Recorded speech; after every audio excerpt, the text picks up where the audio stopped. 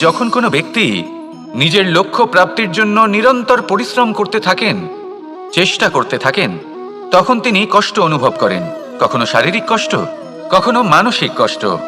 এবার উনি এটা ভাবতে থাকেন যে আমি কি উচিত করছি নাকি অনুচিত করছি, কারণ অন্যদিকে এমন একজন ব্যক্তিও আছেন যিনি একদমই পরিশ্রম চেষ্টা করছেন না।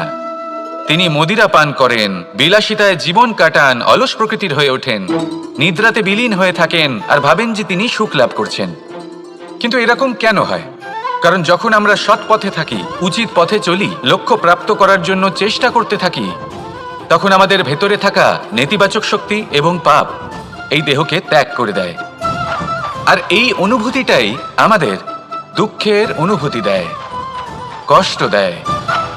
এবার সেখানে যদি আমরা কুপথে চলি, অনুচিত পথে চলতে থাকি, তাহলে আমাদের ভেতরে থাকা পুণ্য এবং ধনাত্মক শক্তি আমাদের দেহ ত্যাগ করে দেয়। আর এই অনুভূতির কারণেই আমরা সুখ অনুভব করি।